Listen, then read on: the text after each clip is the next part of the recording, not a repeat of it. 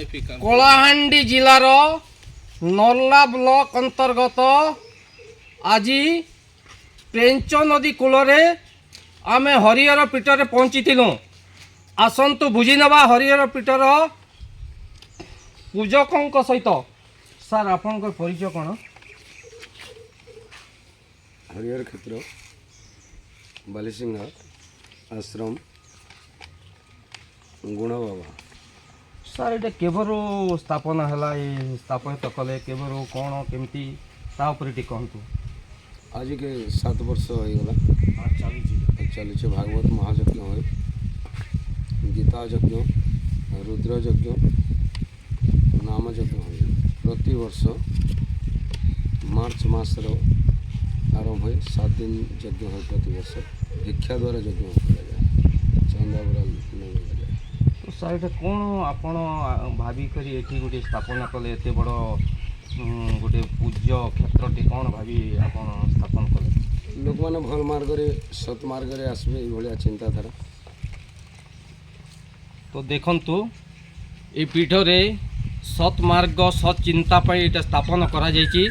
आसंतु आउ जणे सार को बुझीबा से कौन कहते आपन परिचय? सर मैंने प्रदीप कुमार दास। सर आज ये जो बुलवा को आसी कौन केमिति अनुभव करछंती? नहीं बहुत खुशी लगला। गोटे बालसिंगा जोटा नल्ला ब्लॉक अंतर्गत बालसिंगा प्रेंच नदी कूल गोटे हरिहर पीठ स्थापना करा जायछि। आमर स्थापन स्थापना आम देखिली जो फलक देखिली आम नर्लार अध्यक्ष महोदया मनोरमा महांती एवं उपाध्यक्ष दुर्गा प्रसाद महांती धन्यवाद देवी से जो अवदान रही। आईटा गोटे निर्दिष्ट उद्देश्य अच्छी आमर साधु बाबांकर जो रोचते पूरा टीम ये अंचल केमती लोक सद्मार्ग चलिए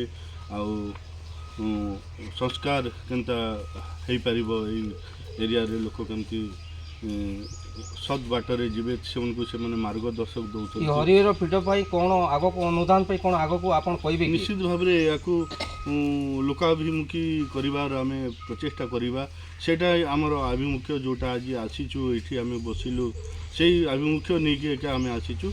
आगामी दिन में केमती यहाँ लोकलोचन को आसब लोक बहुत मात्रा को आसबे विभिन्न नेतृत्व मंडली आसतु ये जगह को परिदर्शन करूँ।